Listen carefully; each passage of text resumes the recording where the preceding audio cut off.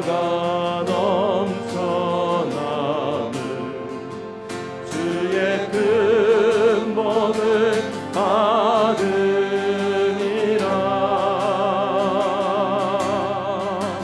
내가 주야로 주님과 함께 있어 내 영혼이 편이시네.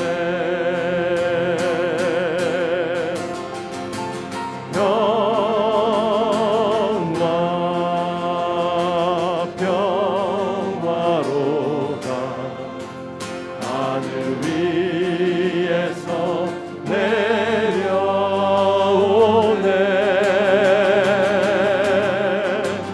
그 사랑의 물결이 영원토록 내 영혼을 덮으소서. 다시 한 번 더. 평화로다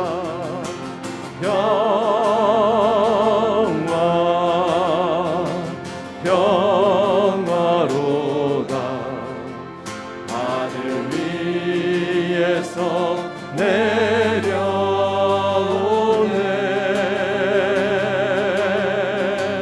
그 사랑의 물결이 영원토록 내 영혼을 덮으소서. 이 땅 위에 험한 길, 이 땅 위에 험한 길 가는 동안 참된 평화가 어디 있나. 우리 모두 다 예수를 친구 삼아 참 평화를 누리겠네.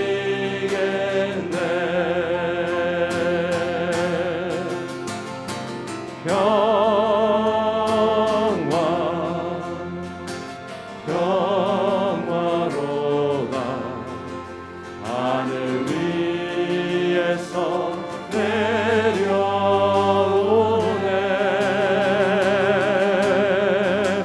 그 사랑의 물결이 영원토록 내 영혼을 덮으소서. 나의 영원하신 기업 생명보다 귀하다. 나의 갈 길 다가도록 나와 동행하. 나의 영원하신 기업 생명보다 귀하다. 나의 갈 길 다가도록 나와 동행하소서. 주께로 가까이 주께로 가까이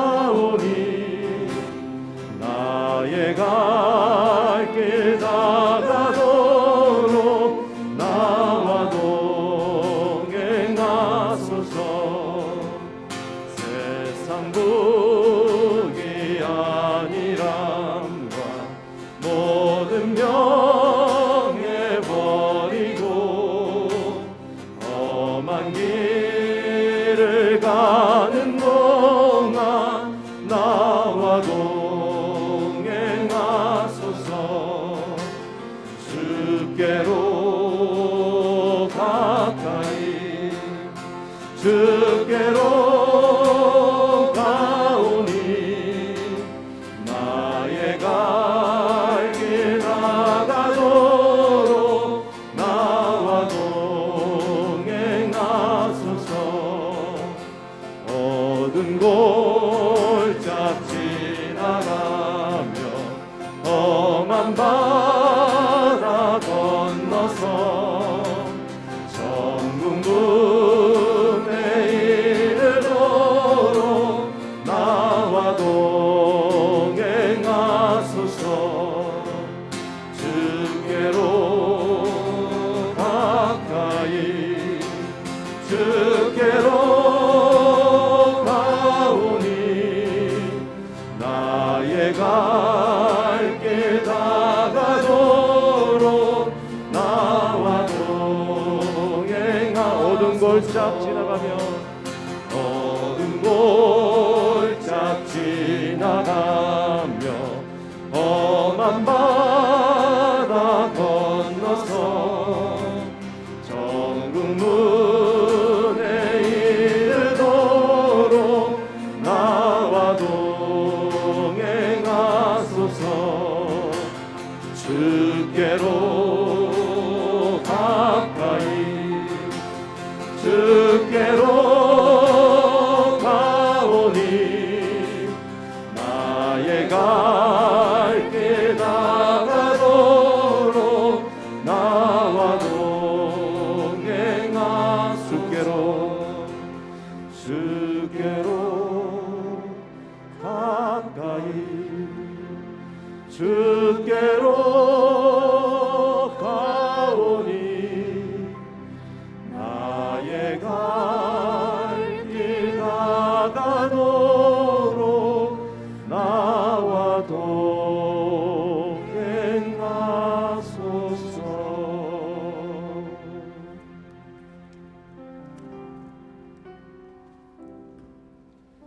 주가 보이신 생명의 길 나 주님과 함께 상한 마음 들이며 주님 앞에 나가리. 나의 의로움이 되신 주 그 이름 예수 나의 길이 되신 이름 예수.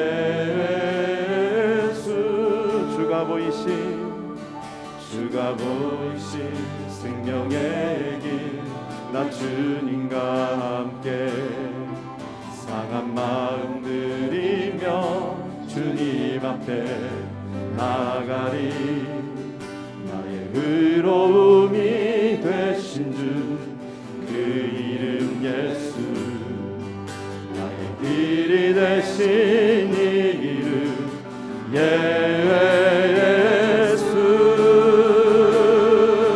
나의 길 오직 그가 아시나니 나를 단련하신 후에 내가 정금같이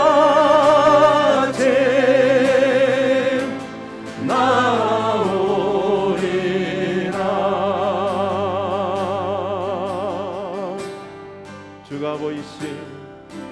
주가 보이신 생명의 길 나 주님과 함께 상한 마음 들이며 주님 앞에 나가리. 나의 의로움이 되신 주 그 이름 예수 나의 길이 되신 이름 예수. 나의 길 오직 주가 아시나니 나를 단련하신 후에 내가 정금같이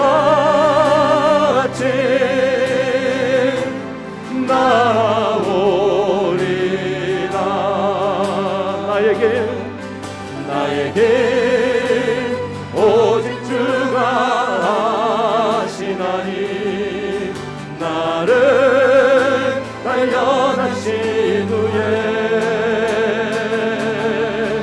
내가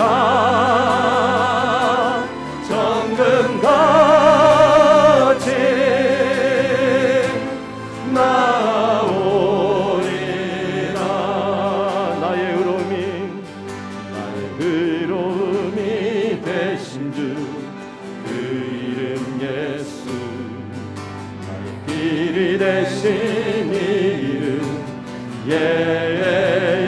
예수 나의 길 오직 주가 아시나니 나를 단련하신 후에 내가 정금같이 나오리라 나의 길 오직 주가 아시나니 나를 단련하신 후에 내가 정금같이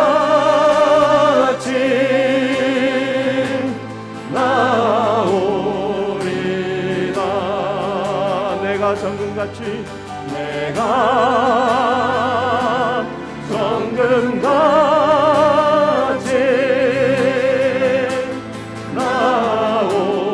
나오리라 내가 정금같이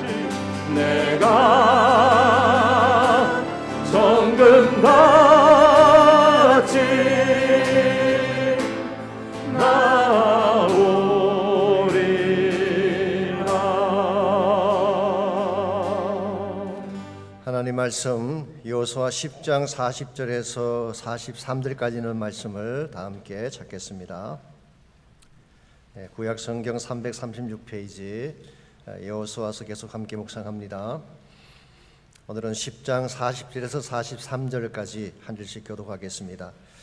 이와 같이 여호수아가 그 온 땅 곧 산지와 네겝과 평지와 경사지와 그 모든 왕을 쳐서 하나도 남기지 아니하고 호흡이 있는 모든 자는 다 진멸하여 바쳤으니 이스라엘의 하나님 여호와께서 명령하신 것과 같았더라.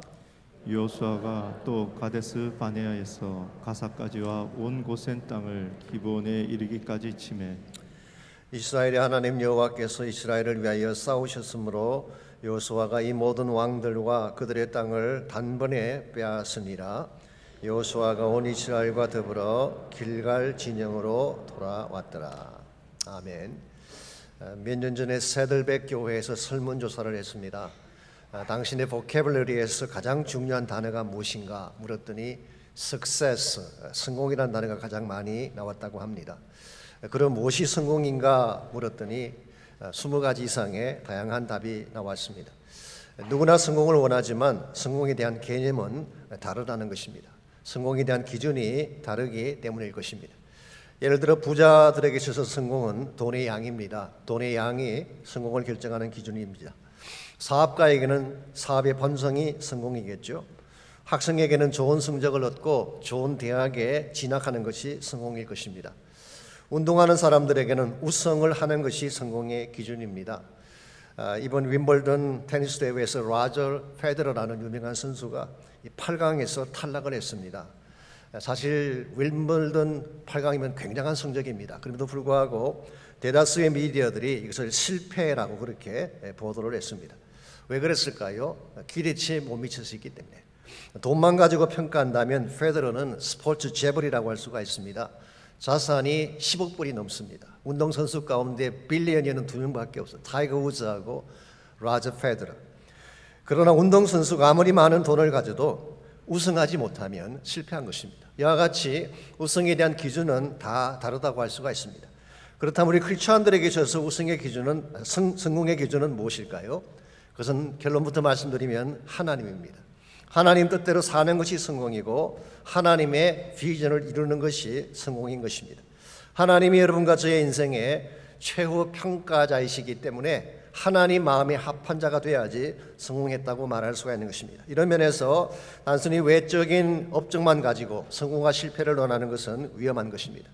혹은 세상적인 기준이나 기대치를 가지고 성공을 평가하는 것도 합당하지가 못합니다. 왜냐하면 눈에 보이는 것만 갖고 인생을 평가할 수 없기 때문에 그렇습니다. 제가 목회자님들 모임에 가게 되면 자주 인용하는 이야기 하나가 있습니다. 저희 교회에서도 한번 나눈 적이 있는데요. 제가 오래전에 월간 목회라고 하는 잡지를 보는 중에 한경직 목사님에 대한 스토리를 보게 됐습니다. 한참 목회 중에 계실 때 기자 한 분이 질문을 했습니다. 목사님께서 이처럼 목회에 성공하신 비결에 대해서 좀 말씀해 주십시오. 그때 한 목사님이 무척 당황해 하시면서 이렇게 답변을 하셨다고 합니다. 제가 이룩한 일도 아닌데 저에게 비결을 물으니 뭐라고 답을 해야 될지 난감하고, 더구나 성공인지 아닌지는 주님 앞에 가봐야 알 수 있는 것인데 지금 성공의 비결을 말하라고 하니까 참으로 당혹스럽습니다. 좀 얼마나 귀한 자세입니까? 사실 그 당시 서울 영락교회가 한국에서 가장 큰 교회였습니다. 그야말로 대형 교회였죠. 그럼에도 불구하고 외적인 숫자만 가지고 성공을 논하는 것은 하나님 앞에서 바르지 못하다는 것입니다. 더구나 외적인 성장마저도 자신이 한 것이 아니라 하나님의 은혜였다는 그 고백이 얼마나 소중한 말씀입니까? 요즘 뻥긋하면 숫자 가지고 무슨 훈장이나 되는 것처럼 자랑하는 이 시대 목회자들이 새겨드려야 될 말씀이 아닌가 생각을 합니다. 여러분, 성공의 기준은 내가 아닙니다. 성공의 기준은 내가 이룩한 업적도 아니고 사람들의 평가도 아닙니다. 하나님이 어떻게 보시느냐가 성공을 결정하는 것입니다. 여러분, 그의 사실을 바로 알고 하나님이 분부하신 사명을 잘 감당해 드려야지 올바른 성공자가 될 수가 있는 것입니다. 제가는 이 말을 오해하지 마시기 바랍니다. 무조건 작아야만 성공이다 그런 뜻이 아닙니다. 무조건 가난해야 되고 무조건 공부를 못해야 성공이다 그런 뜻이 아닙니다. 열심히 공부하고 열심히 업적을 쌓아야 되겠죠. 그런데 이 성취가 나를 위한 것이 아니라 하나님을 위한 것이 될 때, 하나님의 비전을 이루고 하나님의 목적을 이루는 것이 될 때에 참된 차원의 성공이다 그런 뜻입니다. 이런 면에서 여러분과 제가 참된 성공이 무엇인지를 바르게 이해해야 되고, 어떻게 하면 하나님의 기뻐하시는 바른 성공을 이룰 수 있을지 그 원리를 바로 알아야지 건강하고 열매가 풍족한 삶을 살아갈 수가 있습니다. 오늘 같이 봉독한 본문에 보시면 남부전쟁에서 큰 승리를 거두었던 이스라엘의 모습이 기록이 되어 있습니다. 그동안 전쟁에 대한 스토리를 좀 정리를 해드리자면요, 여호수아 6장에서 8장까지는 중부 전쟁을 다루었죠. 여리고와 아이성 전쟁이 여기에 해당한다고 할 수가 있습니다. 그리고 9장과 10장에서는 기브온 전쟁을 필두로 해서 5 왕들의 연합군을 격파하는 남부 전쟁을 다루었습니다. 그리고 나서 읽지 않았지만 오늘 본문인 10장 29절에서 39절까지를 보면 7개의 성읍을 차지하는 성과를 거두었다고 소개하고 있습니다. 막게다에서 시작을 해서 29절에 림나를 점령했죠. 31절에서는 라기스, 33절에서는 게셀, 34절에서는 에글론, 36절에서는 헤브론, 그리고 38절에서는 도빌까지 다 차지하게 된 것입니다. 이것으로 팔레스타인 지역의 중부 지역과 중부 아래 남부 전체를 이스라엘이 다 차지하게 된 것입니다. 다음 주에 다루게 될 11장에 보시면은 북부 전쟁이 나옵니다만은 여기까지를 살펴보면 여호수아의 전쟁 캠페인은 엄청난 성공이라고 말할 수가 있습니다. 여호수아가 점령한 지역은 남쪽으로 가데스 바네아까지 이르게 되고, 북쪽으로는 가나안 중앙부에 해당하는 기브온까지 이르죠. 서쪽으로는 지중해 해변에 위치한 가사까지, 동쪽으로는 예루살렘과 헤브론이 위치한 유다 산지까지. 이건 엄청난 성공의 업적이 아닐 수가 없습니다. 그런데 이와 같은 성공이 어디서 왔다는 것인가요? 여호수아에게서 온 것이 아니라는 것입니다. 여호수아가 전략을 잘 짜고 이스라엘 백성의 노력을 많이 들였기 때문에 온 성공이 아니라 전적으로 하나님이 주신 성공이었어요. 그러므로 모든 성공의 근본 원인자는 하나님에게 있다고 말할 수가 있습니다. 여러분께서 여호수아 1장을 읽어보시게 되면 하나님이 여호수아를 부르실 때에 이미 이 성공에 대해서 말씀하신 적이 있습니다. 하나님께서 너가 밟는 모든 땅, 즉 가나안 땅을 다 주겠다고 말씀하신 후에 8절에서 이렇게 약속을 하셨어요. 이 율법책을 내 입에서 떠나지 말게 하며 주야로 그것을 묵상하여 그 안에 기록된 대로 다 지켜가라. 그리하면 내 길이 평탄하게 될 것이며 내가 형통하리라 그랬어요. 이게 형통하리라는 이 말 히브리 말로 타스킬이라는 단어인데요, 사실은 성공한다는 뜻입니다. 그래서 ESV 같은 영어 성경 보시면은 You will have good success, 좋은 성공을 거두게 될 것이다, 그렇게 번역을 했습니다. 하나님의 포인트는 이런 것입니다. 너희가 말씀대로만 하면 반드시 성공한다. 그리고 그 성공의 내용이 뭐냐? 바로 내가 너희들에게 분부한 땅을 차지하는 것이다. 하나님의 꿈이 서려 있는 가나안 정복하는 것을 성공이라고 말씀을 한 것입니다. 이런 측면에서 참된 성공은 나의 꿈을 성취하는 것이 아니라 하나님의 꿈을 이루는 것. 참된 성공은 사람들의 박수나 환호를 받는 것이 아니라 하나님이 인정해 주시는 것. 그러므로 말씀에 순종해서 하나님의 비전을 이루었을 때 성경은 성공이라고 말하는 것입니다. 이런 면에서 여러분과 제가 성공을 추구하되 세상이 인정하는 성공을 추구할 것인가, 하나님께서 인정하시는 성공을 추구할 것인가 잘 생각해 보아야 됩니다. 세상에서 누리는 성공을 택할 것인가, 아니면 하나님 안에서 누릴 수 있는 성공을 택할 것인가, 여기에 대한 결정을 바로 하셔야지 여러분이 한 번을 살아도 건강하게 바르게 살아갈 수가 있습니다. 여러분과 제가 크리스찬으로서 하나님 안에 있는 참된 성공을 성취하려면 무엇이 필요할까요? 오늘 본문을 보시게 되면 지금까지 전체 전쟁을 요약하면서 참된 성공의 비결 몇 가지를 짧은 구절이지만 오늘 말씀 속에서 소개를 하고 있습니다. 첫 번째가 40절인데요. 말씀의 순종이 성공을 이루는 첫 비결인 것을 오늘 성경이 밝히고 있어요. 여러분이 하나님 안에서 성공하려면 말씀에 순종을 해야 됩니다. 40절제가 있습니다. 이와 같이 여호수아가 온 땅 곧 산지와 남방과 평지와 경사지와 그 모든 왕을 쳐서 하나도 남기지 아니하고 무릇 호흡이 있는 자는 진멸하였으니 이스라엘 하나님 여호와의 명하신 것과 같았더라. 이와 같이라는 이 말은 지금까지 모든 전쟁을 총 랩업하는 말이죠. 그 내용이 29절에서 39절에 소개가 되어 있습니다만은 읽으시면 아시겠습니다만은 굉장히 간단하게 기록이 되어 있어요. 그냥 쳐서 차지했다 결과만 소개하고 있습니다. 여리고성을 공격할 때나 아이성을 공격할 때 혹은 기브온을 공격할 때는 다르게 자세한 과정이 나와 있지 않아요. 간단하게 결과만 소개를 하고 있습니다. 그런 한 가지 공통점이 있어요. 어느 성읍을 치든지 그 성 안에 있는 모든 자를 진멸했다는 것입니다. 자, 왜 이와 같이 성 안에 있는 모든 자를 진멸했을까요? 그 이유가 방금 읽은 40절 하반부에 나와 있죠. 여호와의 명하신 것과 같았더라. 다른 말로 말하면 하나님이 명령하셨기 때문에 순종했다 그런 뜻이에요. 실제로 신명기 7장이나 20장을 보시게 되면 하나님께서는 일찍이 이스라엘 백성에게 가나안 성읍을 정복하실 때 반드시 해야 될 일을 분부하셨어요. 그 안에 있는 모든 자는 남겨두지 말고 진멸하라 그렇게 분부하셨습니다. 이것을 헤렘이라고 부른다고 소개한 적이 있죠. 여호수아는 이와 같은 하나님 명령을 이번 전쟁 과정에서 있는 그대로 다 순종한 것입니다. 이것이 오늘 본문이 밝히고 있는 성공의 첫 번째 비결이라고 할 수 있어요. 여기서 한 가지 우리가 생각해 봐야 할 것이 있습니다. 과연 이와 같은 하나님 말씀을 순종하는 것이 쉬운 것일까요? 성 안에는 모든 자를 다 죽이라는 하나님의 분부 순종하는 것이 쉬울까요? 어려울까요? 제 생각에는 굉장히 어렵다고 생각합니다. 왜냐하면 우리 인간의 보편적인 생각이나 논리에 맞지 않기 때문이죠. 인간적으로 생각을 해보면 다 죽이는 것은 너무 잔혹하지 않습니까? 좀 자비도 베풀고 긍휼도 베푸는 것이 더 인간적으로 좋아 보이는데 하나님께서는 다 진멸하라고 말씀하셨어요.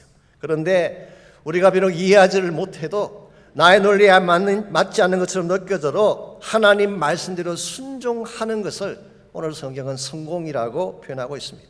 왜냐하면 하나님이 그렇게 말씀하실 때는 우리가 이해하지 못할 뿐이지 이와 같은 명령을 하신 이유가 있기 때문에 그래요. 그래서 여러분께서 다 이해하지 못해도 순종해보면 왜 그렇게 하시는지를 깨닫게 되고 하나님의 축복을 누리게 되는 것입니다.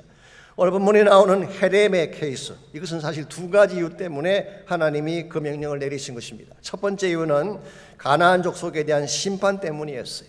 하나님께서 그들을 진멸하신 것은 그들이 그동안 우상 숭배를 하고 사악한 삶으로 하나님을 대적했기 때문에 심판하는 차원에서 그들을 진멸시키게 한 거예요. 두 번째 이유는 이스라엘을 보호하기 위함이었습니다. 그들을 그냥 두게 되면 그들이 가지고 있던 사악한 우상 숭배 문화가 이스라엘 속에 침투해 들어가서 결과적으로는 이스라엘 백성을 무너뜨릴 것을 아셨기 때문에, 그래서 신명기 20장 18절에서 이렇게 진멸의 이유를 말씀하셨어요. 이는 그들이 그 신들에게 행하는 모든 가증한 일로 너에게 가르쳐 본받게 하여 너희로 너희 하나님 여호와께 범죄케 할까 함이니라 그랬어요. 여러분, 다른 것은 몰라도요, 죄에 대해서 하나님은 굉장히 단호하십니다. 세상의 악에 대해서는 단호하게 대처를 하십니다. 왜냐하면 그것을 방치하게 되면 결과적으로 세상을 망하게 하고 하나님 백성을 망하게 한다는 것을 아시기 때문에. 사실 오늘날 인본주의 성향에 젖어 있는 현대 그리스도인들 가운데는 이와 같은 하나님 모습에 대해서 좀 반항적인 태도를 보이는 분들이 계세요. 이 너무 좁은 게 아니냐, 포용력이 없는 게 아니냐, 좀 기독교가 세상을 품어야 되지 않느냐. 쉽게 표현하면 동성애도 품어주고 세상 문화도 받아들이고 좀 넓게 포용적으로 그렇게 생활을 해야지 사람들이 교회에 호감을 갖지 않겠느냐, 그렇게 생각하는 분들이 사실은 제법 많이 계시죠. 여러분, 이와 같은 생각이 그럴듯해 보이긴 하지만 한 가지만 알고 한 가지를 모르시는 생각이에요. 사람들을 억셉트하는 것은 맞습니다. 어떤 죄인이건 용서하고 받아들이는 것은 맞는 거예요. 그러나 그들이 가지고 있는 죄까지 허용을 하게 되면 이건 결과적으로 우리를 죽이는 거예요. 죄라고 하는 것은 파괴력이 있습니다. 죄는 포이즌이 있는 것입니다. 그러므로 죄는 이 사회를 파괴시킬 뿐만 아니라 우리 자신을 죽게 만드는 독소이기 때문에 이것은 철저하게 다루어야지 우리도 건강해지고 세상도 더 건강해지는 것입니다. 제가 오래전에 보았던 영화, 제목은 기억나지 않습니다만은 제가 대학 다닐 때 공부는 안 하고 극장을 많이 다녔어요. 영화 제목은 지금도 기억이 안 나는데요. 이런 내용입니다. 잠수함을 타는 승무원 한 사람이 자신의 그 더폴백에, 우리 옛날에 더블백이라 그랬는데 군인들이 매는 백이 있죠. 더폴백 안에 독사를 여러 마리를 숨겨가지고 잠수함에 탔습니다. 일종의 애완용이라고 생각을 한 것 같습니다. 그런데 여러분, 뱀은 뱀이지 애완용일 수가 없습니다. 깊은 바닷속을 항해하는 도중에 그 뱀들이 더폴백을 빠져나와서 승무원들을 물기 시작한 것입니다. 구석에 숨어 있다가 갑자기 나타나서 무니까 속수무책이죠. 결국 그 뱀 때문에 잠수함이 좌초를 당한다는 그런 스토리였습니다. 여러분, 죄가 이와 같은 것입니다. 보기에는 그럴듯해 보여도 그 안에는 포이전이 있어요. 이 독이 있는 것입니다. 그걸 그냥 두게 되면 언젠가는 나를 죽게 만들고 우리 가정을 파괴시키는 것입니다. 이런 면에서 하나님이 자르라고 말씀하시면 내가 보기에 아무리 좋아 보여도 자르는 것이 순종이에요. 반대로 하나님이 품으라고 말씀하시면 아무리 품기 힘든 원수라도 품는 것을 성경은 순종이라고 말하고 있습니다. 이와 같이 하나님의 길에 대해서, 하나님의 뜻에 대해서 순종하게 될 때에 성경은 그것을 성공이라고 표현을 하고 있고, 사실은 순종할 때 비로소 축복의 진수를 맛보게 되는 거예요. 성경 속에 많은 말씀들이 있는데 순종하지 않으면 그 말씀이 주는 축복을 절대 누릴 수가 없어요. 비근한 예로 11조만 하더라도 말이죠. 사실 11조에 대해서 설교하면 사꾼 목자처럼 보이기도 하고 좀 구식 목사처럼 보이기도 해서 저를 비롯해서 많은 목회자들이 이걸 꺼려하고 있긴 합니다만, 사실 중요한 건 이것이 하나님 말씀인가 아닌가가 중요해요. 하나님 말씀이 아니라면 할 수가 없는 것이죠. 그러나 만일 그것이 하나님이 분부하신 말씀이라면 순종하는 것입니다. 우리가 계산하고 주판으로 따져서는 절대 11조 하지 못하죠. 그런데 11조를 경험하고 나면 그 말씀 속에 담겨져 있는 진리를 깨닫게 되는 거예요. 오늘 여러분과 제가 정말 인생을 바르게 살기를 원한다면 말씀 따라 사시기 바랍니다. 말씀 따르지 않고 내 마음대로 사는 것이 인생을 빨리 갈 줄 알지만 사실은 돌아가는 거예요. 말씀의 길이 항상 첩경이에요. 언제나 베스트 웨이가 되는 것입니다. 이런 면에서 아무리 세상이 뭐라고 우리를 미워할지라도 말씀 따라 살려고 작정할 때 여러분의 인생의 방향은 바르게 되고 결과적으로 하나님이 기뻐하는 성공을 이루는 것입니다.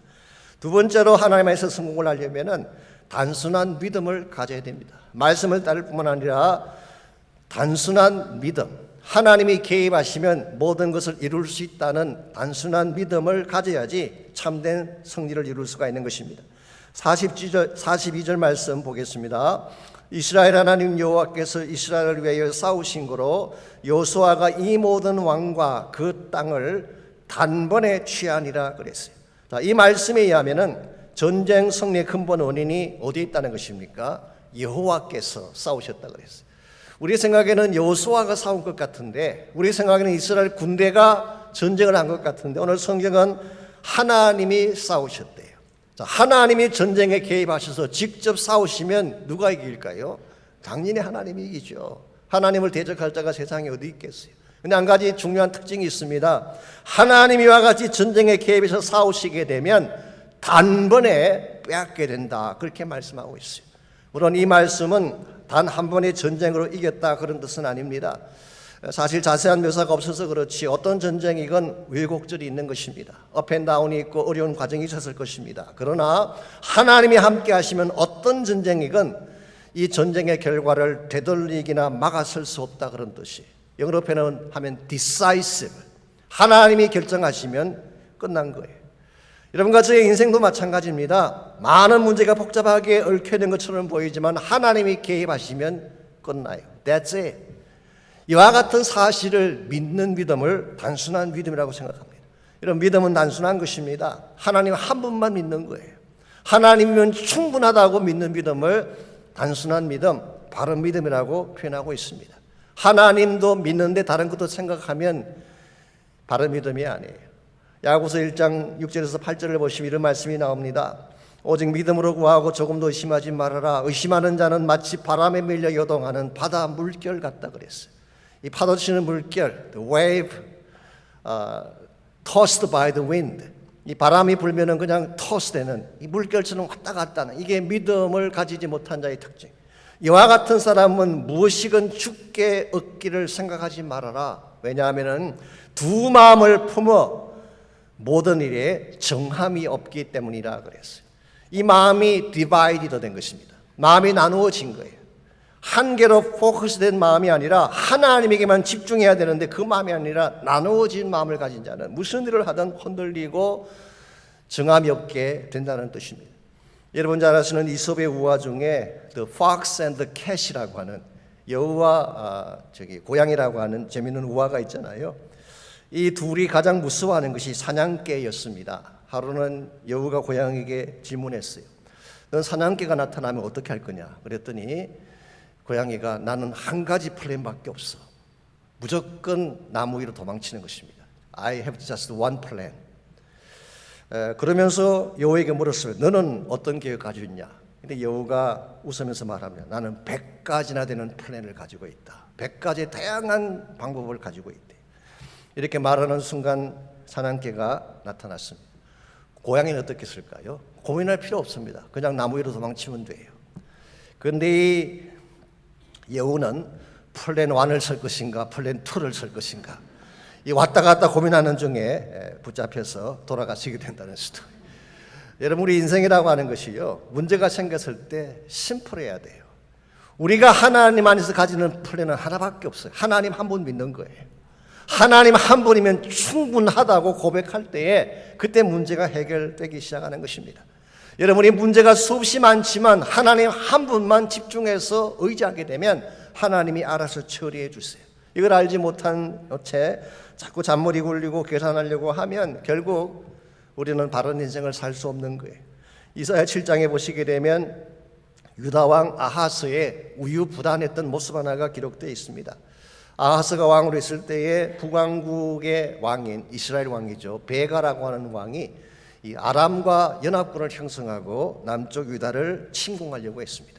이 아람이라는 나라는 시리아입니다. 시리아 제국이에요. 큰 제국입니다. 북왕국 이스라엘만 하더라도 남쪽보다 더 힘이 센 국가인데 시리아와 동맹을 했다면 유다는 이길 수가 없는 것입니다.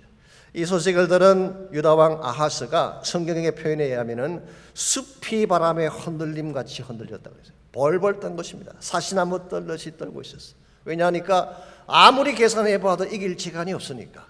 그때 이사야 선지자가 아하스에게 이렇게 제안을 하죠. 염려하지 말고 저들은 부적갱이 그루터기 같이 금방 꺼질 것이니까 염려하지 말고 정의 염려가 된다면 하나님에게 한 가지 징조를 구하라 그러셨어요. 하나님이 이 전쟁을 이기게 하신다는 한 가지 징표를 구하라 그렇게 이야기했어요. 그때 물론 아하스는 불신앙 때문에 구하지 않겠다고 했지만요. 그때 이사야가 아하스를 책망하며 던져주었던 유명한 말씀이 하나 있죠. 그게 이사야 7장 14절입니다. 주께서 친히 징조로 너에게 주실 것이라. 보라 처녀가 잉태하여 아들을 낳을 것이요 그 이름을 임마누엘이라 하리라. 아들에 대한 징조를 말한 것입니다. 그리고 이 아들의 탄생이 바로 하나님이 함께 하시는 증거가 된다 그 말씀하셨어요. 이 말씀이 어떻게 성취가 됐나요? 여러분 잘 아시는 바대로 메시아이신 예수님께서 오심으로 성취가 된 것입니다. 여러분 이 땅에 수억 가지의 문제가 있지만 인류가 가지고 있는 수천 수만 가지의 문제가 있지만 아무리 문제가 복잡해도 해답은 딱 한 가지예요. 예수님 오시면 되는 거예요. 예수님이 하나님이 여러분과 저에게 보여줄 수 있는 하나밖에 없는 확실한 증거. 우리를 사랑하시고 우리를 건져내어 주시고 어떤 문제를 가지고 있더라도 문제를 처리해 주시겠다는 하나님의 유일한 증거, 그게 바로 예수 그리스도십니다. 여러분과 제가 이 사실을 바로 알고 문제가 많지만 풀어야 될 숙제들이 많이 있지만 오직 한 분 예수님에게 집중하고 그분을 신뢰하는 믿음을 갖게 되면 문제는 풀리게 돼 있어요. 하나님께서 일하시기 시작하는 순간부터 문제는 떠나가는 것입니다. 이런 면에서 여러분께서 심플하지만 초점이 분명한 신앙을 꼭 가지시기 바랍니다. 하나님이면 충분하다는 믿음, 예수 그리스도면 충분하다는 믿음을 갖게 될 때에 이런 문제도 이겨낼 수가 있고 참된 차원의 성공도 이룰 수가 있습니다. 이와 같이 우리가 하나님 안에서 진정한 성공을 이루려면 1차적으로는 말씀의 길을 따라야 돼요. 말씀이 성공의 길입니다. 두 번째는 단순한 믿음, 하나님 한 분이면 충분하다는 믿음을 가져야지 문제를 넘어설 수 있는 것입니다. 그러나 우리의 이 성공이 계속적으로 지속되어 가려면 또 한 가지 중요한 요소가 필요해요. 그것이 바로 영적 구심점입니다. 참된 차원의 성공을 이루려면 영적 구심점이 필요합니다. 43절을 보시면요, 이스라엘 백성이 전쟁을 수행한 후에 항상 돌아갔던 장소 하나가 소개가 되어 있습니다. 그 장소가 어딜까요? 여호수아가 온 이스라엘과 더불어 길갈 진영으로 돌아왔더라. 바로 길갈이라는 장소였습니다. 여리고 전쟁을 마친 후에도 이스라엘 백성은 길갈로 돌아갔어요. 아이슨 전쟁이 끝났을 때에도 길갈로 돌아갔습니다. 기브온 전쟁을 시작할 때도 길갈에서 출발을 했고 전쟁을 다 끝낸 후에도 여호수아와 온 이스라엘이 길갈 진영으로 돌아왔더라, 그렇게 기록하고 있어요. 그랬는데 오늘 본문에서는 남부 전쟁을 다 마친 후에도 역시 어디로 갔다는 것입니까? 길갈로 돌아온 것입니다. 이런 의미에서 길갈이라는 장소는 이스라엘이 무슨 전쟁을 치르든지 그 전쟁을 마치면 반드시 돌아가서 쉬는 장소, 그리고 재충전을 받고 또 다른 차원의 전쟁을 준비하는 베이스 캠프와 같은 장소다, 그렇게 말할 수가 있어요. 실제로 이스라엘 영성에 있어서 가장 중요한 구심점 중에 하나가 길갈이었습니다. 길갈이 왜 이처럼 중요한 역할을 했는가? 한 세 가지 차원에서 우리가 길갈의 중요성을 정리해 볼 수가 있는데요. 첫 번째로 길갈은 기억의 장소였습니다. The place of remembrance. 무엇을 기억하는 장소였나요? 여호수아 4장을 다룰 때 말씀을 드렸습니다. 그들이 요단강을 건넌 직후에 12개의 돌을 취하여서 기념비를 만들었죠. 이 기념비를 왜 만들었을까요? 오고 오는 세대 사람들이 기념비를 볼 때마다 요단강을 건너게 하신 분이 하나님이시다, 하나님의 은혜와 기적으로 여기까지 왔다, 하나님의 구원과 은혜를 기억하기 위해 세운 기념비였죠. 이런 면에서 길갈이라는 장소는 초심을 잊지 아니하고 하나님 은혜를 기억하게 하는 은혜의 구심점이었다고 말할 수 있습니다. 두 번째로 그곳은 계시의 장소, place of revelation, 하나님의 계시를 받는 장소가 길갈이었어요. 여러분, 길갈에는 성막이 세워져 있었습니다. 이스라엘 백성은 어디에 진을 치든지 반드시 성막을 한가운데 세우고 성막을 중심으로 12지파가 진을 치지 않았습니까? 그러므로 길갈의 한가운데도 성막이 세워져 있었어요. 출애굽기 말씀에 의하면요, 성막은 하나님이 백성을 만나고 그들에게 말씀하시는 장소였습니다. 그래서 성막을 회막이라고 부르죠. Meeting place. 성막 앞에서 하나님이 이스라엘 백성을 만나셔서 말씀하셨기 때문에 실제로 출애굽기 33장 11절에 보면 회막문 앞에서 모세에게 말씀하시는 하나님의 모습이 소개가 되어 있습니다. 사람이 자기의 친구와 이야기함 같이 여호와께서는 모세와 대면하여 말씀하시며 모세는 진으로 돌아오나 눈의 아들 젊은 수종자 여호수아는 회막을 떠나지 아니하니라. 여기 보게 되면 모세가 얼마나 하나님과 친밀하게 대화했는지가 나와 있어요. 마치 친구를 만나서 대화하듯이 했대요. 숨기는 것이 없어요. 감추는 것이 없어요. 히든 어젠다가 없어요. 명백하게 하나님과 말씀을 나눈 것입니다. 그래서 이 모세는 항상 하나님의 뜻을 분명하게 알았기 때문에 이스라엘 백성을 40년간 인도할 수 있었던 거예요. 여러분, 이스라엘 백성이 얼마나 다양한 의견을 가진 사람입니까? 불평이 많은 사람들이잖아요. 그런데 이들을 끌고 가려면 확실한 한 가지 방향이 있어야 돼요. 이 방향을 어디서 받았을까요? 모세는 하나님을 통해서, 하나님 말씀을 통해 받은 것입니다. 이 사실 목회를 하다 보면요 쉽지 않습니다. 의견이 다 다르니까 이 사람 궁이 맞추면 저 사람이 걸리고 저 사람 궁이 맞추면 저 사람이 또 걸리고 다 걸려요. 그러므로 정말 우리가 한 방향으로 가려면 뭐가 필요할까요? 하나님 말씀이 필요한 것입니다. 하나님 말씀 따라 택하면 그게 바른 길이에요. 그래서 모세는 하나님과 늘 교제하면서 하나님의 음성을 듣고 40년간 사역을 했는데요. 오늘 이 말씀 속에 한 가지 중요한 내용이 나오죠. 여호수아가 항상 곁에서 그것을 보았다는 거예요. 하나님 모세와 대화하는 장면을 여호수아가 회막을 떠나지 않고 항상 보았어요. 출애굽기를 보시면 모세가 40일 주야를 시내산 올라가서 하나님과 대화할 때도 여호수아는 산 중턱까지 올라갔다고 기록이 되어 있어요. 그래서 여호수아는 자기가 살아오는 과정에서 하나님과 대화해야 된다, 하나님의 음성을 들어야 된다는 사실을 뼈저리게 느끼고 있었고, 이와 같은 여호수아였기 때문에 그는 길갈에 돌아올 때마다 무엇을 했을까요? 성막으로 나아가서 하나님의 음성을 들은 거예요. 이것이 바로 길갈을 계시의 장소라고 부르는 이유입니다. 우리 여러분과의 삶에도 하나님 음성을 들을 수 있는 장소가 있어야 돼요. 세상 소리만 듣고 사람들의 얘기만 듣는 것이 아니라 하나님의 말씀을 들을 수 있어야지 여러분이 바른 삶을 향하여 나갈 수가 있는 것입니다. 세 번째로 길갈은 회복과 재충전의 장소다, 그렇게 부르어요. Place of Renewal. 이건 역시 앞에서 다루었습니다마는 길갈에서 그들은 할례를 행했고 유월절을 지키지 않았습니까? 할례라고 하는 것은 자신의 신분을 확인하는 사건이죠. 우리가 언약의 백성이다, 이 사실을 확인시켜주는 것이 할례 아닙니까? 유월절은 어떤 절기일까요? 물론 이것은 어린 양의 피를 기념하고 독립을 기념하는 의미도 있지만 또 한 가지 의미가 있습니다. 이 유월절 절기는 온 백성이 함께 떡을 떼고 고기를 나누어 먹으면서 회복을 이루는 축제였어요. 그래서 이 할례와 유월절을 지켰던 이 길갈이야말로 아무리 피곤하고 힘든 가운데 있더라도 다시 돌아와서 재충전받는 중요한 장소가 되었다는 거예요. 오늘과 저의 삶의 이와 같은 길갈이 필요합니다. 이 세상 자체가 전쟁터 아닙니까? 여러분이 세상을 나가면 전쟁이 매일 벌어지고 있어요. 이 전쟁터에서 지치지 않고 쓰러지지 아니하고 설사 내가 쓰러졌더라도 다시 일어나려면 길갈이 필요하다는 거예요. 언제건 돌아가서 쉴 수 있는 곳, 언제건 돌아가서 하나님의 음성을 들을 수 있는 곳, 언제건 돌아가서 서로 격려하며 세워줄 수 있는 곳, 이 길갈이 분명히 있어야지 여러분이 포기하지 아니하고 힘들어도 끝까지 달려갈 수 있게 되는 것입니다. 이런 면에서 우리 영적 생활이 건강해지려면 영적인 홈베이스가 반드시 있어야 돼요. 사도행전서에 보시게 되면 초기 교회가 본격적으로 선교하기 시작했을 때에 그들은 홈베이스를 먼저 만들고 선교를 시작했어요. 그 홈베이스가 어딘지 아십니까? 베이스 캠프.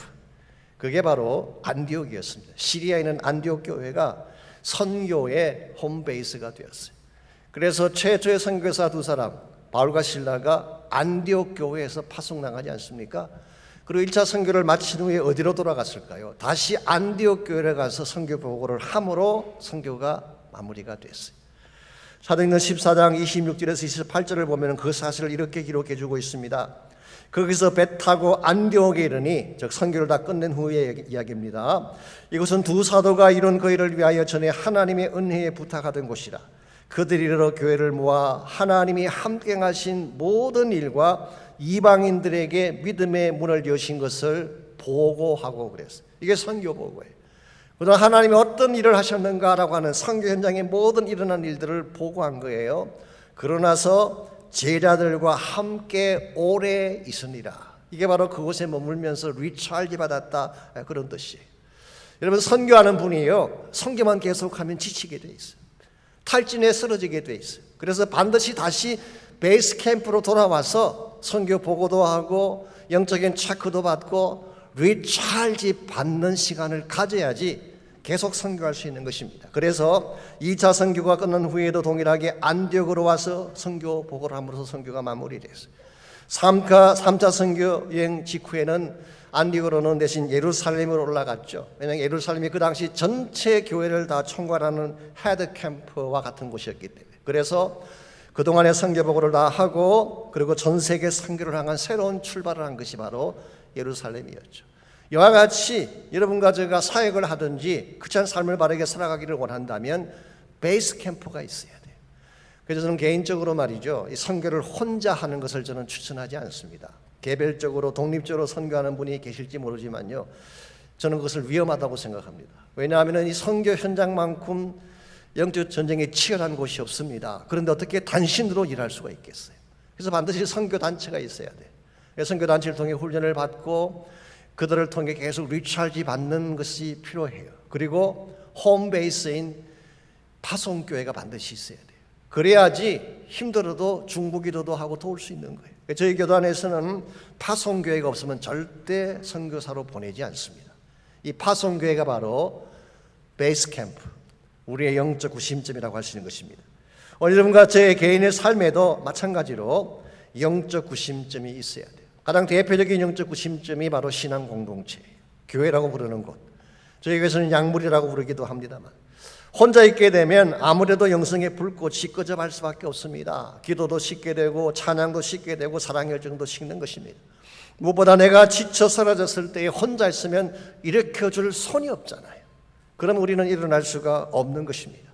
이런 의미에서 여러분과 제가 지속적으로 계속 열매를 맺으며 살아가기를 원한다면 하나님의 보좌가 있는 곳, 언제나가 하나님 앞에 모든 걸 다 토로하고 하나님의 은혜를 재충전받을 수 있는 여러분의 길가를 반드시 만들어야 돼요. 물론 그것이 교회일 수도 있고 약물일 수도 있지만, 혹은 여러분 가정에 있는 골방일 수도 있어요. 기도의 처소가 그곳이 될 수도 있습니다.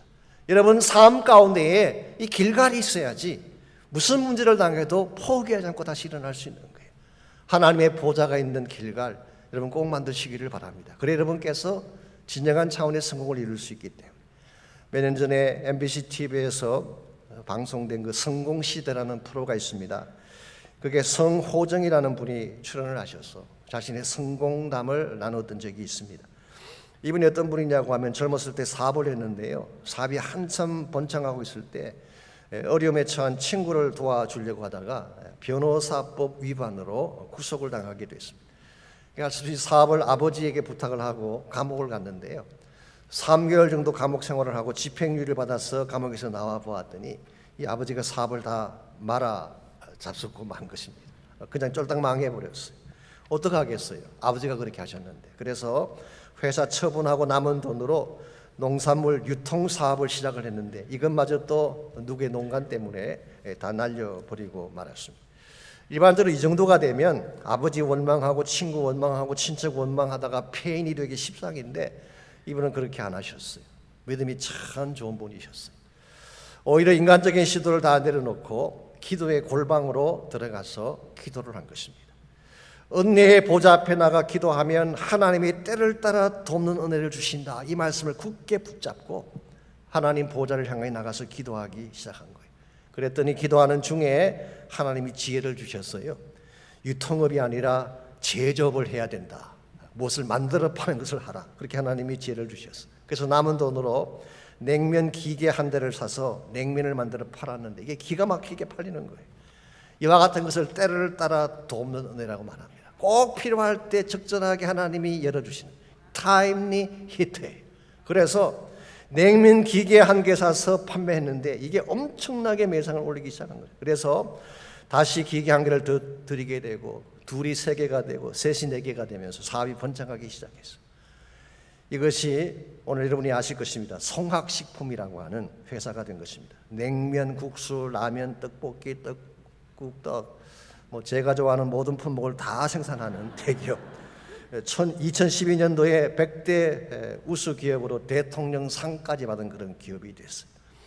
이 기업을 이룩한 우리 성호정 장로님이십니다. 이분이 이런 말씀을 마지막 부분에 하셨어요. 무슨 일을 만나든지 기도의 골방으로 들어가 보십시오. 하나님이 때를 따라 돕는 은혜를 주십니다. 이것 하나면 누구나 성공할 수 있습니다.